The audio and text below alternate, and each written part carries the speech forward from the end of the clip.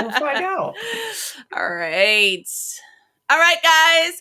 Welcome back to BloxFam Breakthroughs. My name is Jessi. I am the founder, photographer, podcaster, educator, all of the things of This Way to Fabulous. And I am here today with my fellow 17 castmate, Sam, who's going to chat with us today about, her experience as well as her business. So why don't we just kind of get started and you can kind of let everybody know, who you are, what you do, basically the same thing we did 100 times while we were filming. The whole spiel, yes. Well, thank you for having me on. My name is Sam. I am the founder and owner of Safe Sam's. It is a product line geared towards people struggling with eating disorders and mental health, and a portion of all sales goes towards helping others in their eating disorder recovery. So far, we've been able to donate grocery cards, help with medical bills, mobility aids, and much more. So it's a really great initiative. I'm really excited to be able to launch this and do this. And I've been working in the field of mental health and eating disorders for the past 6 years. So this is quite a passion project of mine. I also went through my own eating disorder recovery many, many years ago. So a lot of, personal aspects to this business. And I'm glad that I'm on here and I get to speak with you today about the Yes. blocks and all of our fun experiences. Oh my gosh. Fun is such a relative term, but okay. So how did we get here? I know you have a lot of personal background, personal story background, to this. What kind of season are you in right now? Are you pre-launch? Are you already launched? Like where are you right now? So here's the thing, how Safe Sam's did not always start as a product line. It Okay. was initially a snack bar concept for people struggling with eating disorders. And I got the idea because I was actually trying to help a friend of mine recover. And I went through the whole entire process of manufacturing and processing these snack bars, getting them lab tested. I had no idea what I was doing. I don't have a food science background. I just had an idea and I ran with it. So when it came time to actually sell these, there were so many logistical issues as far as how they were made, how they needed to stay frozen because they didn't have any preservatives in them. So we just kept on running into so many issues. So I pivoted to publishing them into ebooks. From there, I got my foot in the door at an eating disorder treatment center. So Safe Sam's kind of took a back seat and I went to work for corporate. So I've been doing that for the past 6 years. And through some of the support groups that I run, I learned that there is an immense need for a lot of everyday things, such as groceries, medical bills that are piling up, people needing mobility aids and they're just not able to access this because the way of the economy right now, and they're younger as well. So I decided, is there a way that I could revamp Safe Sam's? Can I get back to life? And I got the idea to add products and then portions of the sales would go towards helping those in need. And the first product I launched was a lip care line. So it's, a chapstick and a lip scrub. My background is being in aesthetics and skincare. So I thought that was a perfect concept because everybody can use it. Yeah. And I have a background tied to that. I kind of felt like the kid who went to college and wasn't using their degree, what they went to school for. So that was my way of incorporating that back into the mix. Join 90% of the people in the world at this point, I feel like. Yeah, that's, it was launched back in 2016, lied dormant for a while, and then relaunched back up in 2024. Amazing. So how did you actually hear about the blocks? How did your, block story start? So I actually got an ad on my Instagram. And I think everybody has said that. Was very, very curious about it, clicked on it, read a little bit more about it, and then just decided to audition and see what happened. Yeah. Was that an instant decision, or do you feel like you saw the ad a couple times before you were like, okay, why do you keep showing up? So it popped up once, and then I started to do a little bit more research on it. And everything that I was in, this is honestly one of the reasons why I wanted to come on and do this, is because there were some hiccups to me getting there. I will say that there are moments where I'm like, I don't know if I should be doing this, but truly what made me decide ultimately to do it was all of the feedback that people had given from being on different seasons and Mhm. saying how amazing it was, how great of an opportunity it was when people repeated, came back to other seasons. Like there had to be something to it that everyone was just boasting about their experiences that they got from it. So that was really ultimately like what drew me in, was reading about everyone's feedback that had been on the show. Yeah. What was your casting experience like? Did you feel like it was like stressful, long, short? Like what was your casting process like? So my casting process, like doing the initial interviews, like your video, your submittable, and then like your video interview, that was totally fine. When I got the call for the actual phone interview, I was so nervous. And I will say, I'm not going to name the person who did my interview, but I can 100% tell that I was probably the 30th phone call that they made that day.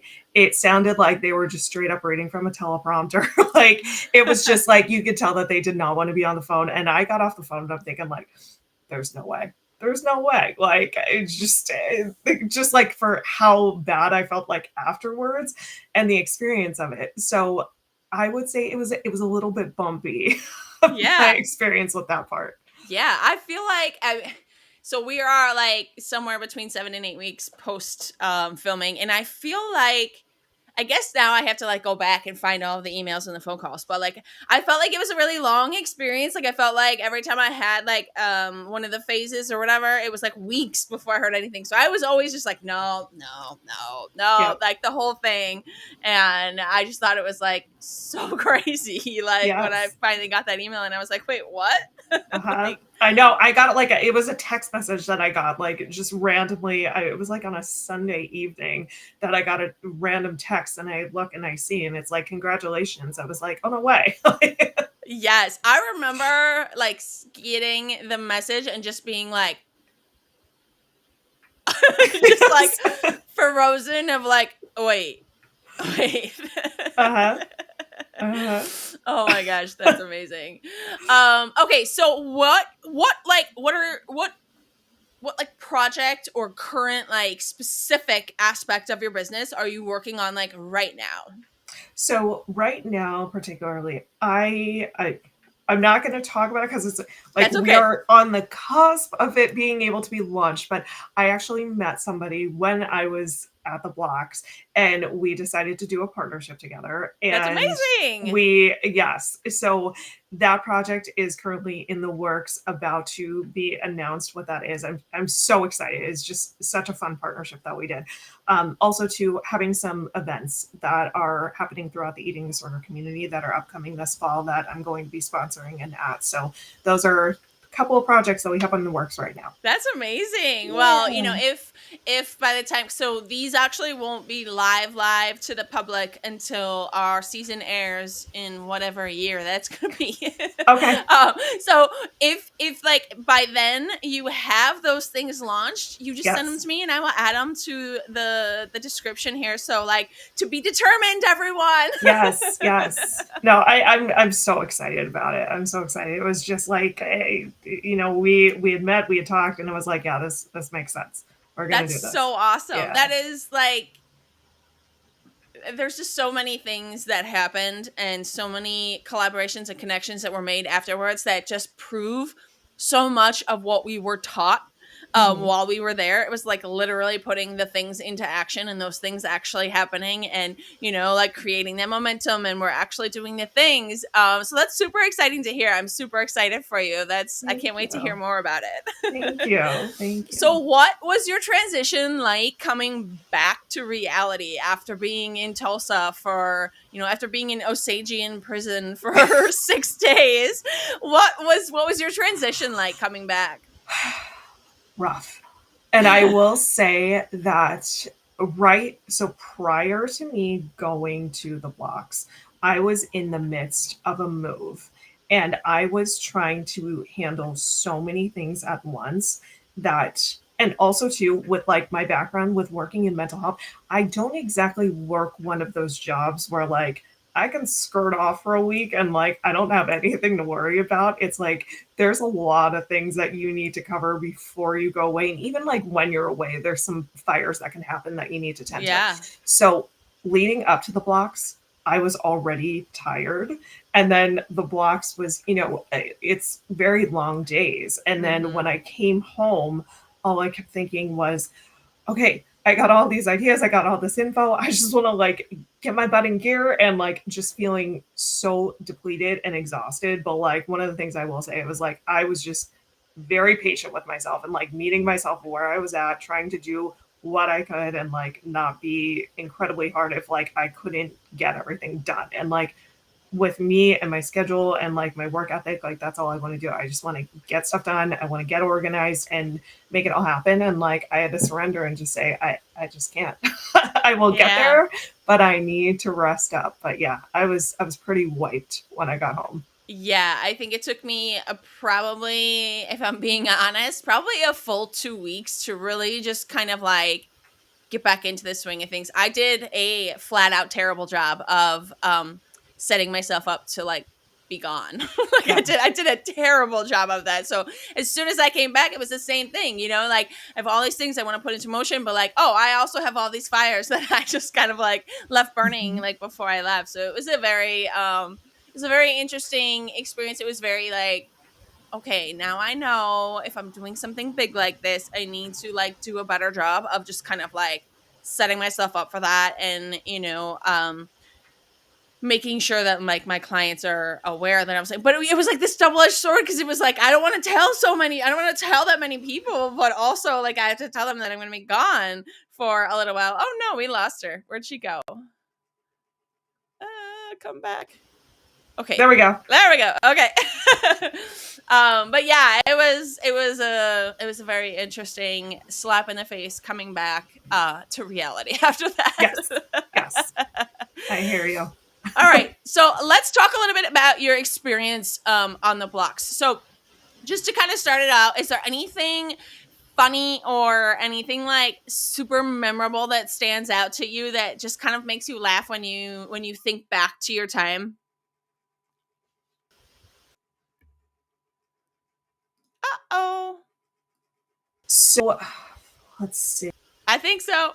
Okay. I don't know why it keeps on like freezing like that. Sorry about that. It's okay. Okay. Offhand funny, no, because like there were so many just like random moments that like I think because the thing that was is like the people were just you would sit down next to somebody and like just mesh so well with them, and they would crack a joke and like I would just instantly laugh. So like off the top of my head, funny, no, because I just like met so many great people with great personalities. But memorable, I will say the roundtables. Like I really enjoyed the roundtables. In fact, like I wish that there was more of them throughout the week, because we were able to. I mean, like the thing is, you're going there and like you have your little sessions where you can like chit chat outside of when you're done with all of your oh my gosh, I'm blanking on like what the word of it was. The pods. But, like the pods, yes. Yeah. When you're done with your pods, you only have like a few moments to chit chat, and then you're like grabbing dinner and whatnot. So the roundtables, you were able to like really get raw and like understand people's background, their stories, and like what made them get into this in the first place. I will say like that was probably my most memorable part, were the roundtables. Yeah. What was your topic for your roundtable? Do you ever feel lonely being an entrepreneur? Yes. Wait, were you in my room for that? Were you with Joe? No, I was with they must have. I think they did more than one. Yeah. There was more than one. I was with Andrea. Okay. Oh, I loved Andrea. I love her so much. I love her so much. She was like one of my favorite days. Yes. Her energy was just so contagious. It was incredible. Okay, I love that. So what now, kind of flipping vibes here, what was the hardest part for you? Oh, the investors pod, because I had no idea what I was doing. Like I know that I knew we had to take the knowledge and like, apply it. And like, to me, that I wasn't even at that stage and to try and compile that and make that up and say like, oh, I'm like seeking this. Like I felt like a salesman, like right off the bat. I'm like, I people are going to see right through this BS. They have no idea what she's talking about, because I was just not at that level. And like, that's the thing too, that like some of the pods, they may not necessarily apply, or people may have a hard time trying to comprehend where does my business fit into this particular question, and Yeah. like what are the processes. That was the hardest one. I still remember I was just like, well, I'm going to be last this day. Like, I'm just accepting it as it is. But that was the day that I had Joe. So it was just, I mean, if I had to have like a pod where I was going to be so bad, like, I'm glad that it was with Joe because he just lightened the mood in so many different ways. It was great. Well, if it makes you feel any better, I'm pretty sure I said something about making 800 million in revenue, but I was asking for $1 million. Well, that's what I mean. It made no sense whatsoever. I wouldn't put it past you if I said something along the similar lines, because I was just like, I don't know how this applies to me. I don't know how to context it, but yeah. Yeah, it was a funny day, and I came to TheBlox with my CFO, and we had talked, prior, saying that like whenever there's a money day, like you are going to represent that day. And yeah, she bailed on me, man. She made me do it. No, it wasn't her fault, but like we had agreed that like I had the bigger vision versus like the numbers from the past, and I feel like that day was much more kind of like make believe the future than it was like actually telling what your own data was. So, but Yeah. it was just funny because I'm like, I have a CFO for a reason. This is not my jam. This is not what I know. Yes. And we had Brian that day, and he's a kick-ass guy, but he knows what he's talking about. So I can only imagine what his face looked like when I said something about asking for $1 million when I make 800 million a year. I mean, it was like it was comical. Well, it's so funny because so my first day I had Amber, and she's so sweet and so laid back, and she actually has a background in mental health as well, or with being in social work. Yeah.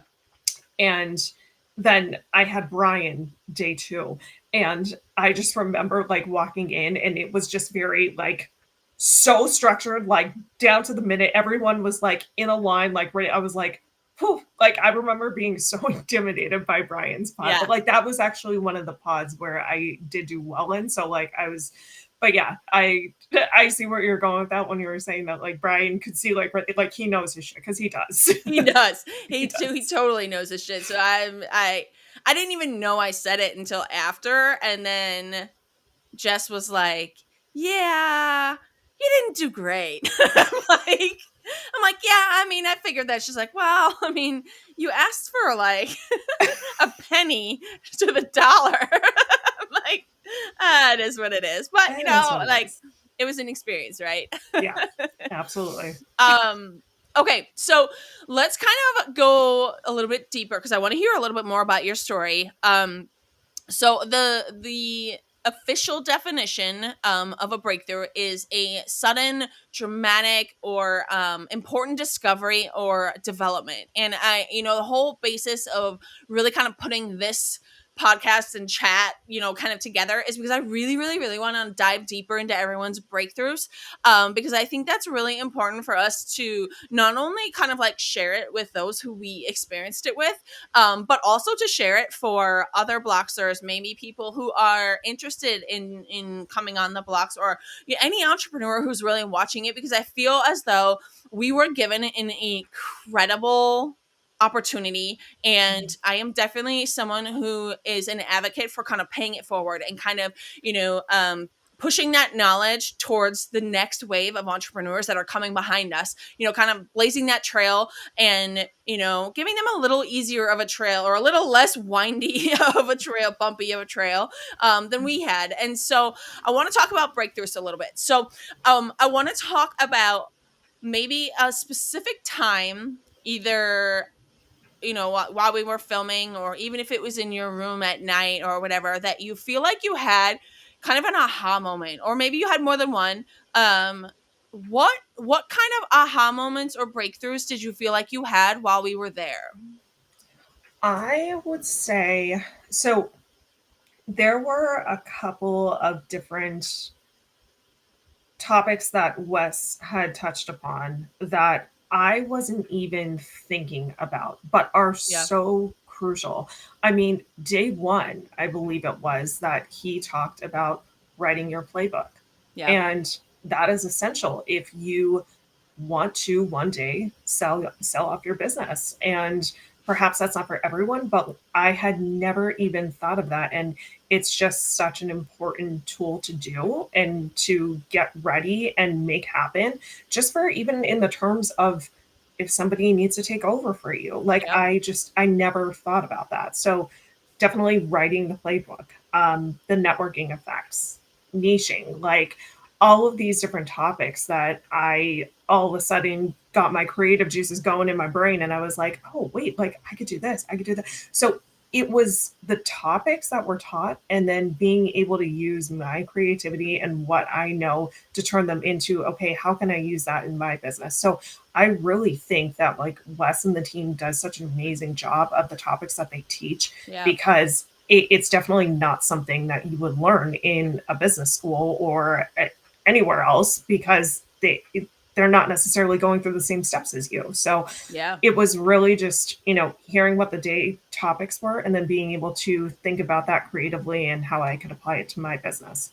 Yeah, I think Wes did a fantastic job of teaching. And I think Yeah. that, we all absorb information differently. And so we all would have different professors or different, different types of education that we like better than others. And I know there was probably some people who maybe he wasn't their cup of tea, but I feel like for most of us, we were all just kind of like, yeah, man, the way he teaches it and the way that it's so real life and applicable, and then we go and apply it, is an incredible format of teaching. And I'm very, very, I agree with you so much that I feel like not only the topics that they taught, but the race of 15 minutes to put something together, it was purposeful. Like it was made for us to be forced to think in a more stressful, quick-minded environment, because some of us really need that. Some of us really need to stop overthinking everything. Hi, that's me. But yes, I thought it was absolutely fantastic the way that they did that. Okay, and then to piggyback on that, when you were saying thinking about how you were going to apply it in your business, how did you feel about the pods themselves? Did you feel like the pods were helpful for your creativity, or did you feel like the pods were kind of overwhelming? Day one, no, because I definitely got that way wrong, like the way that I interpreted it. And then the funny thing was, on day one, everybody went before me. I was like the second to last to go. Mm. And, you only have 15 minutes to jot down your information, and then books close. So when everyone was going up and presenting and I was listening to, I was like, oh yeah, I got this way wrong.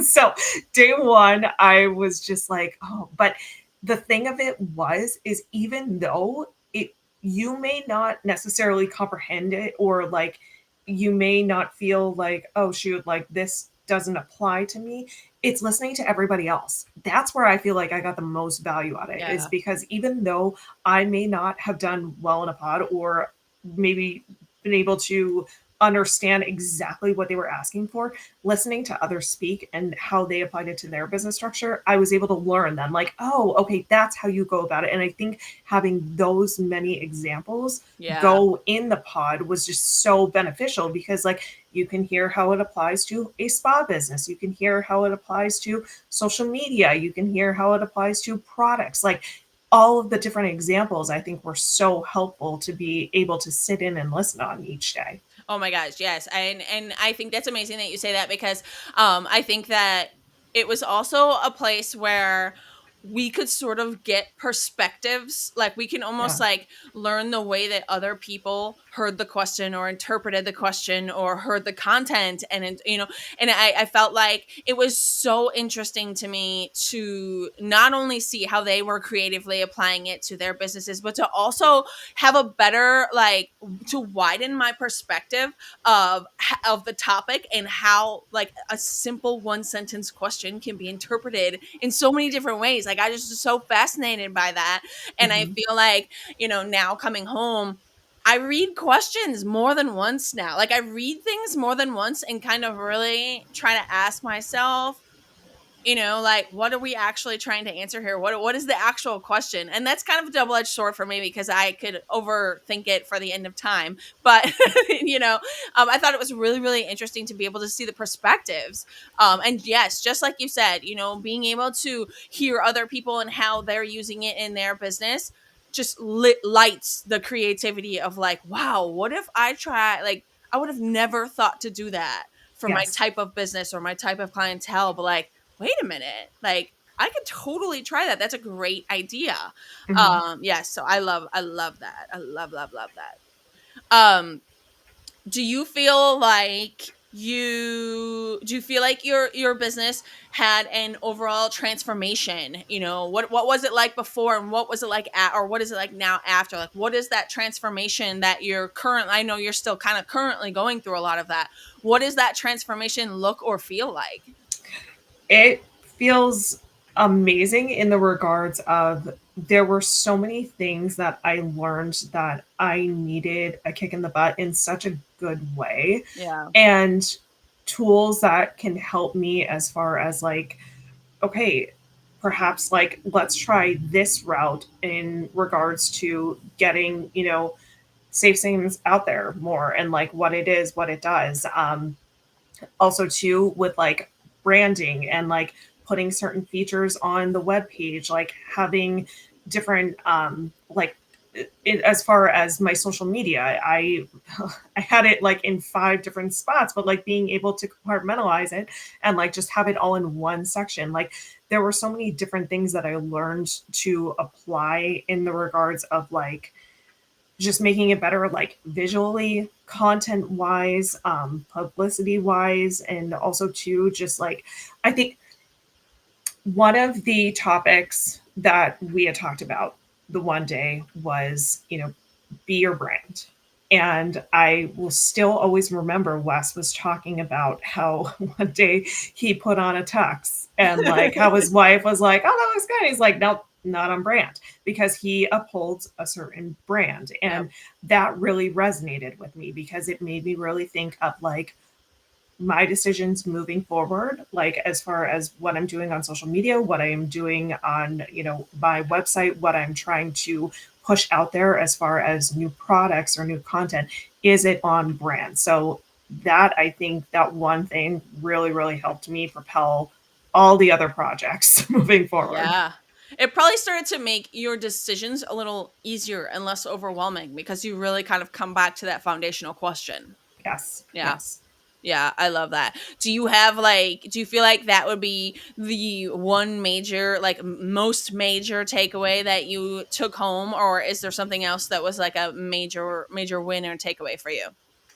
I think it was prob I'm gonna say 2 things. Yeah. I'm gonna say, yeah, the brand takeaway, and also too, being I was very lucky in the regards of I was in a lot of pods with the winner of season 17, and I learned so much from them.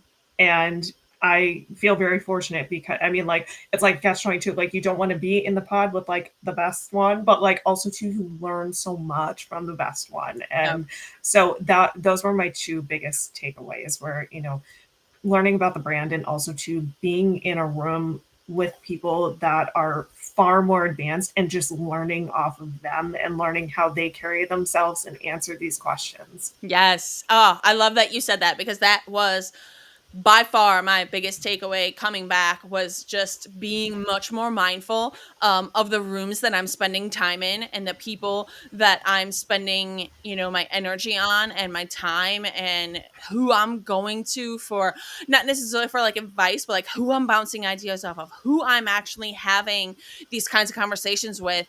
And I think that for a lot of us as humans, we don't want to be the worst. Like you said, like you don't want to be with the best one, because then you're the worst. But like at the same time, you do, because that's where you Yes. grow, right? Yes. That Yes. was my number one thing, and I said it over the campfire chat thing that we did, and I think I cursed too many times. It won't make it onto the show, but I was so just passionately like, go home and find another fucking room, because you're just not in the right one.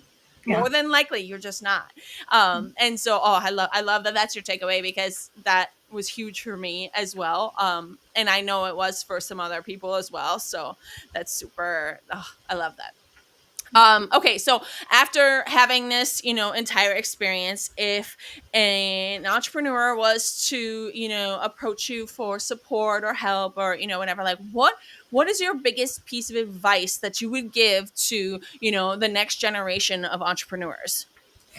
I would say that there are so many ways nowadays that you can make things happen, Yeah. that if you have an idea, try it. Like, just try it, because I think I will just use the example of, like, say somebody has an idea and they're like, oh, well, it's going to cost this amount, and like, I'll never be able to do it, or I can't make it happen. Like, I think the mentality of lack really sets in, or Yep. that they don't have enough resources to make it happen. But it's just as simple as doing the work. And like, I will be a full on advocate for that, because when I first decided to do this with Safe Sam's, I had mentioned I don't have a food science background. So like, here I am, like, concocting and crafting these snack bars. Like, I have no idea what I'm doing. I had to find a food testing laboratory, send it all off, try and figure out like manufacturing, shipping, like all these things. You can do it. And like, the funny thing is like, if you really don't want to do it, you could probably pay somebody to figure it out for you and Yeah. make the process a little bit easier. But like, there's so much to learn in self-teaching yourself and Mhm. figuring it out. And if you really want it, because like, the thing of it is, you're gonna want, if you have the drive behind it, you're gonna want to do it. You're gonna want to figure out the details. And once you do, every single detail that you figure out that gets you closer, like, you're just going to feel that much more accomplished and proud of yourself. And I will say this, with working in mental health, it's a real issue nowadays. Like, a lot of people are beating themselves up over like the littlest things, and Yep. like, they don't feel proud of themselves and like the things that they're doing in life. So like, I would absolutely say, like, yes, let this be something that you are proud of and go for it. Yeah. And twofold there, because you know, if you don't try it, it's the whole what if phenomenon, right? Yeah. Like, if you don't, you're never going to know. But like, Mhm. you're also never going to know what would have happened if you would have tried, right? And Yeah. in more times than not, successful entrepreneurs started doing something that didn't work because that was how you narrow it down. Mhm. Most billionaires didn't just have an idea one day and become a billionaire the next day. Like, they had guts, they had grit, they took risks, that like they played on the, well, what if, and Mhm. I think that we do live in a society where just perfection and social media presence and so many things are such high pressure to us as entrepreneurs to show up a certain way, to make sure that our content looks a certain way and everything's a certain way, right? Everything Yeah. is, XYZ. And I think it is a massive problem in our society. And I actually have a whole nother podcast on that, in many ways, just breaking down the stigmas of society and breaking down what we define success as, because it is, well, that's for us to decide, not for Yeah. society or anyone else to decide. And so I do feel like it is a massive, massive problem. And being able to try, it doesn't mean you have to go jump off a cliff and see if you live. Like, maybe like take like a jump rope and try jumping and see if you can jump off the ground. Just because you're agreeing to take a step does not mean that you're agreeing to take the biggest possible step, because you're obviously going to fall. Like, you're obviously not going to. Yes, and like, the thing of it is like, I think a lot of people have that, mindset, like, I need to be great, and like, especially with social media and the Yeah. comparisons, like, I need to be great before I can like somebody or like throw their stuff out there. Like, I will say my biggest idol in the social media world is Bethany Frankel, because she freaking hates social media. Yeah. Every time that she tries to go do a video, it gets deleted. She's like, I don't know what the hell I'm doing. And like, that's me to a T. Like, Yeah. I hate social media, but I know it's so vital and I need to do it. And yeah, some of my videos that like I post, I know they're crap and like I know that like the views are probably going to be super low, but you know what?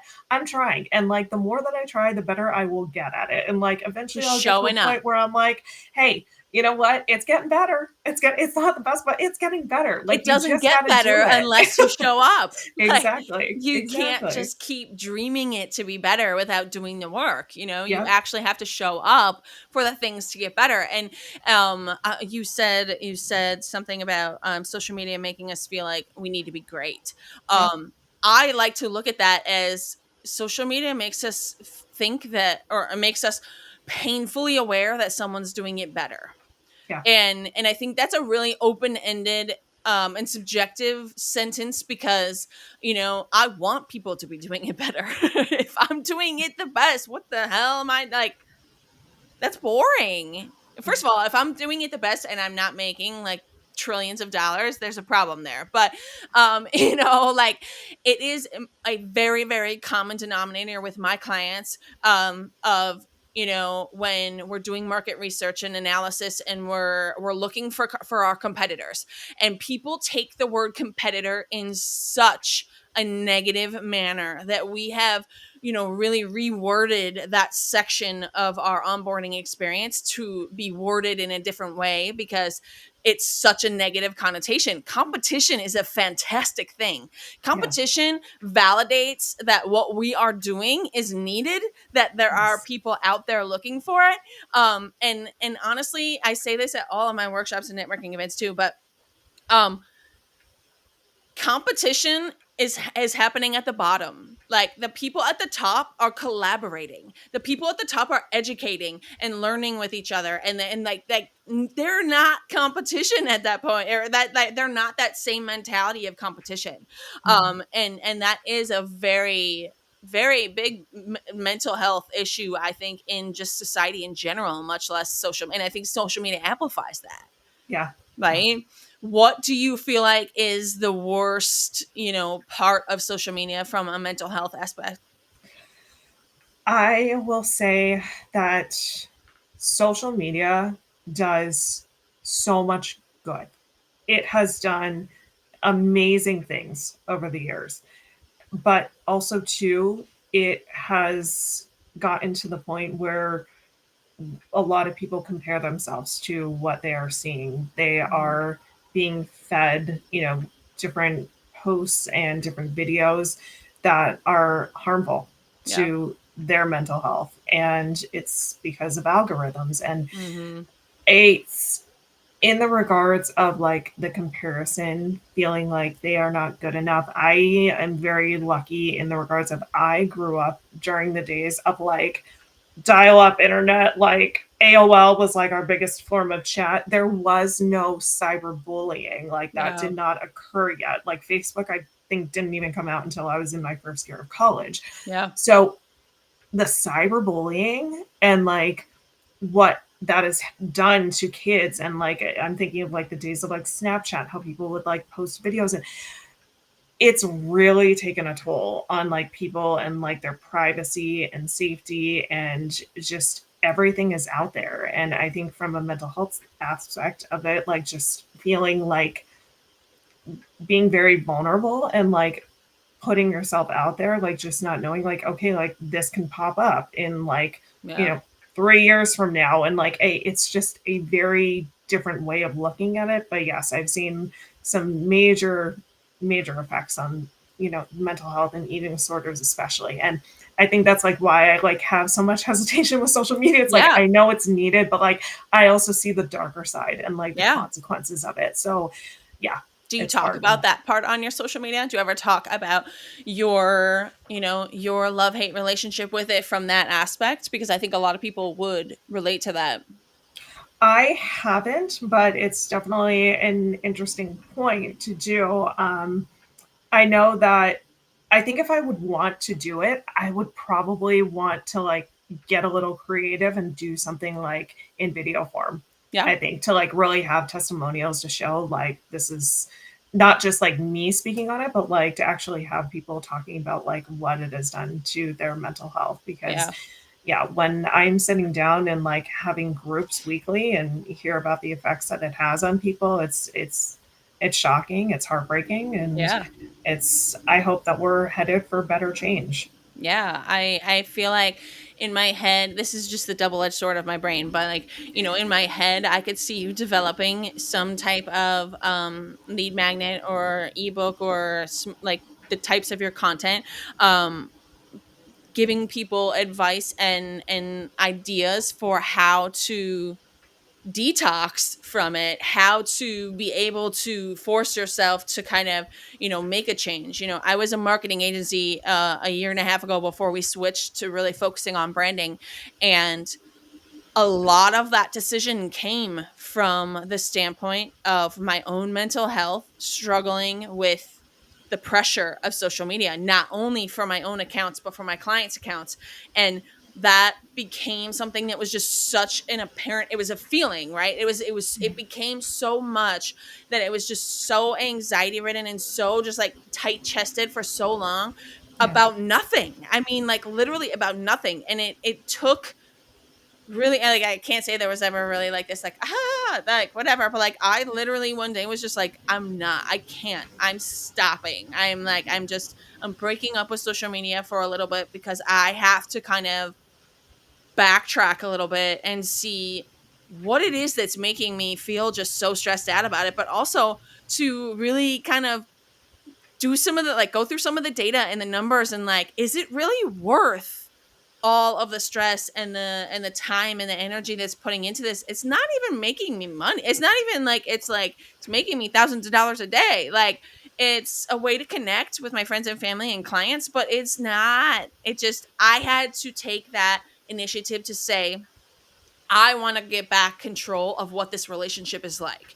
yeah, And that's a very hard, I mean, it took me a long time to really like put my foot down. And who am I kidding? We're all human, right? Like, I'm obviously still on social media, but it's a much different boundary ridden relationship. Because I had to make a change and I knew I did. yeah.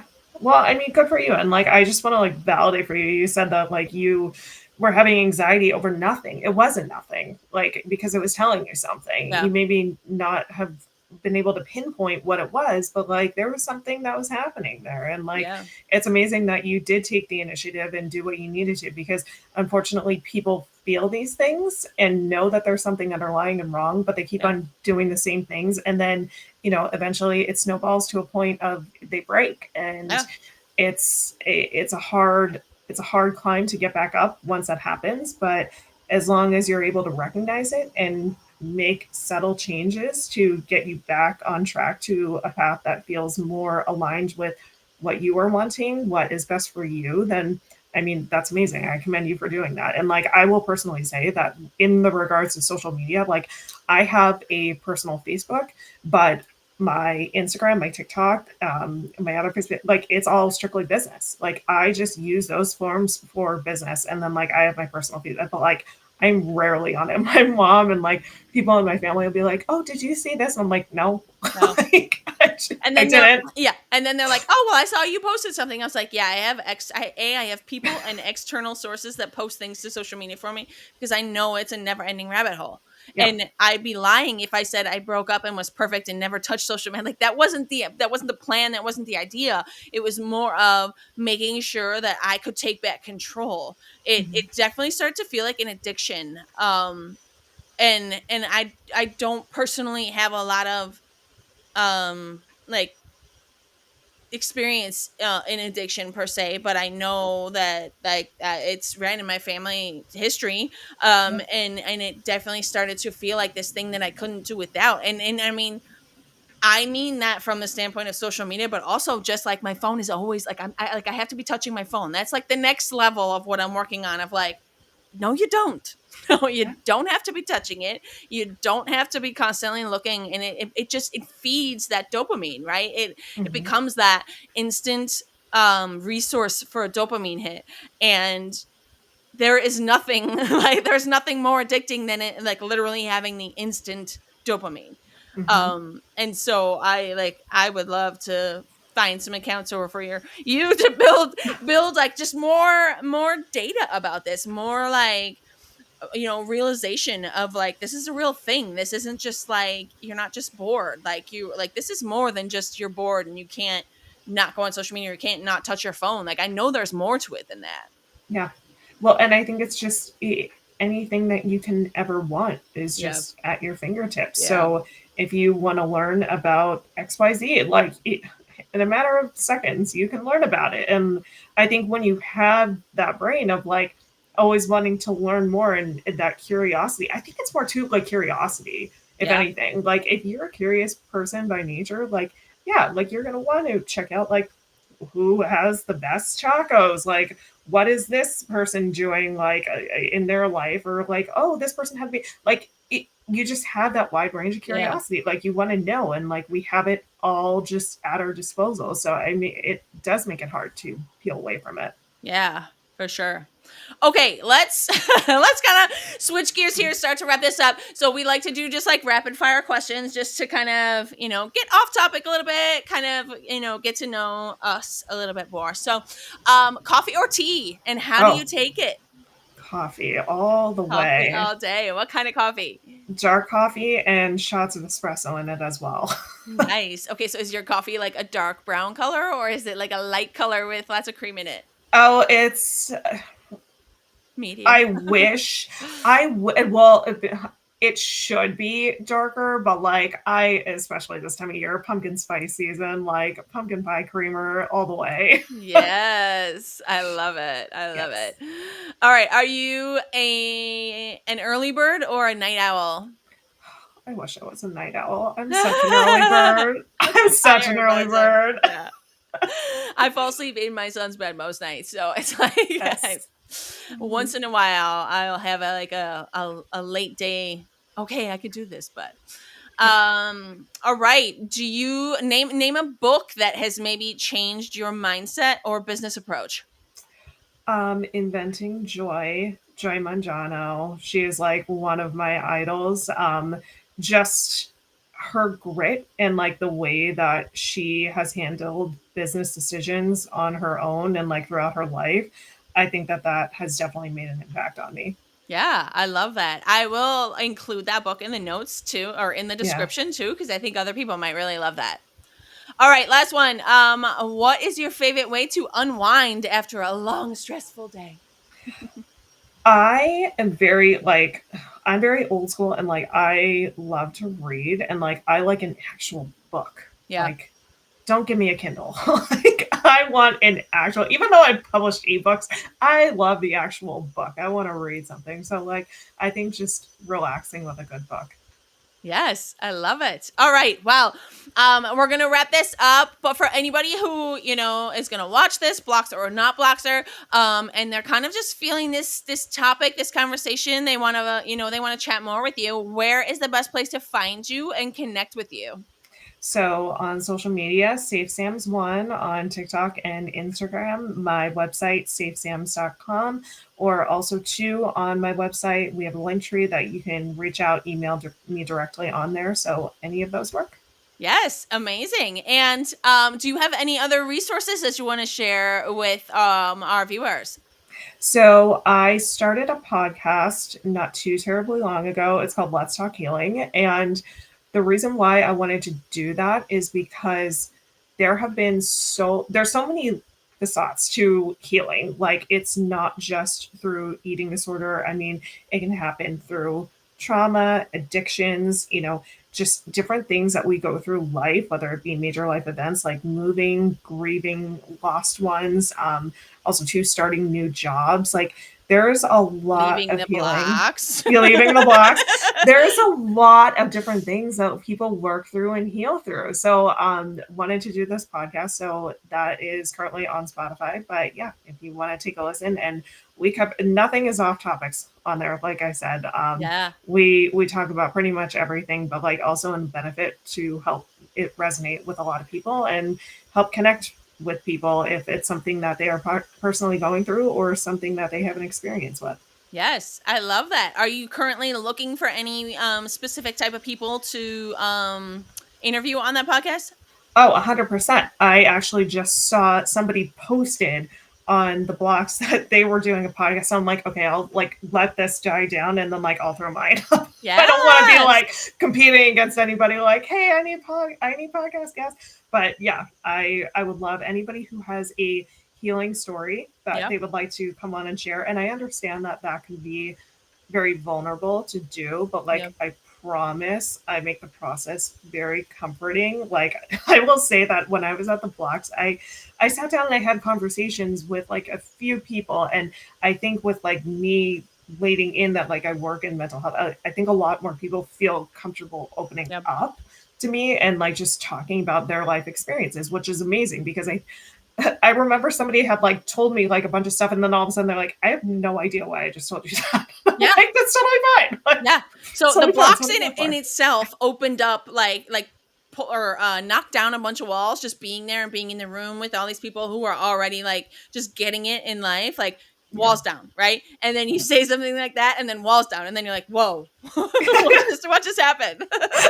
But I mean, like that's what I do. Like I feel like it's one of the things that I love doing. I love holding space for people that need it, and I love just having a conversation about stuff that people probably don't normally often talk about, but I mean, it's much needed. Yes, I love that, and it's also like something that I 1000% stand for with my brand, with my podcast as well, is like light on the fluff, real on the stuff, you know? Like I want to talk about, I want to be a place and a platform where we can actually open up and have those conversations. The tough ones, the easy ones, the tough ones, you know, all of it. But the point being, we don't talk about a lot of things enough. And I want to be, you know, someone that, you know, develops that space where people can actually feel comfortable to actually, you know, tell their stories and talk through some of that stuff. So I love that. I'll be, you know, letting you know. please do let me know. And like, yeah, I could see that like there are bits and pieces where like you were opening up about some stuff, and it was really cool. Like those are the conversations.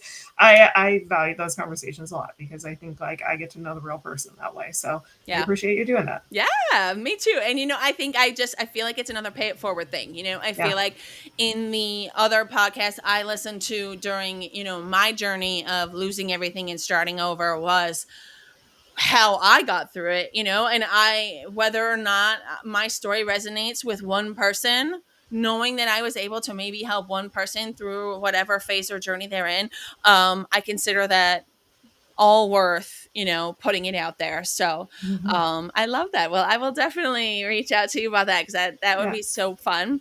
Okay, so we're gonna wrap this up. Thank you so much for coming on here and talking to me about all of this and opening up and being vulnerable, you know. So that is it for today, you guys. I will leave all of Sam's stuff in the description for you guys, so it's easy to access. Make sure you reach out to her if you're interested in telling your story or even just kind of working with her. All right, I will see you guys on the next episode of BloxFam Breakthroughs. Bye.